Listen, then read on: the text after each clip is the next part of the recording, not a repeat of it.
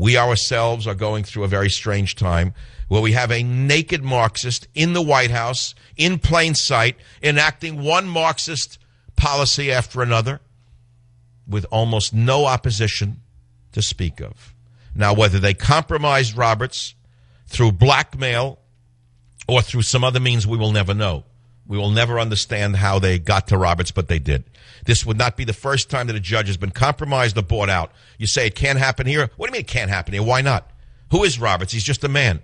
He was a lawyer. Who says he's above? Who says he's above being blackmailed? And who says that they're not blackmailing him? How can you prove that he's not being blackmailed by the Obama administration?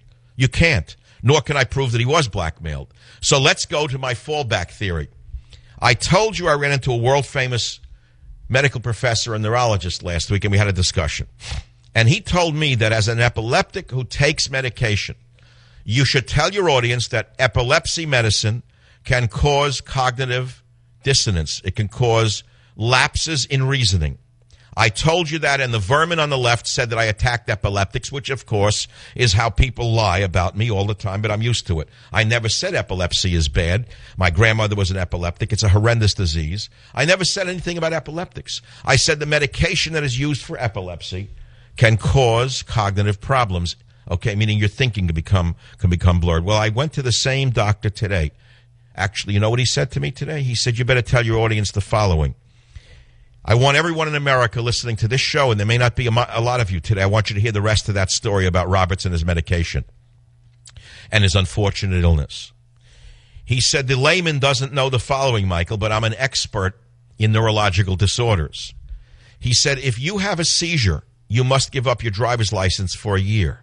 He said, why is Roberts permitted to be on the bench with seizures? It means that he may be impaired in his thinking.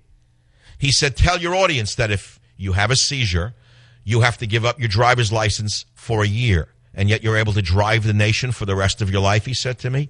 Tell the audience about it, Michael. He begged me to tell you about that little fact. Well, I just told you about that little fact. So you have a choice.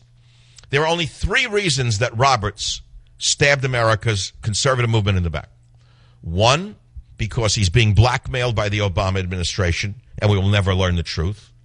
2, because he is actually a liberal who wanted to be loved by the liberal establishment, which, by the way, he received the accolades the very next day in a private meeting amongst lawyers and judges who loved him to death for turning coat and going to fight with the British against the Americans, so to speak.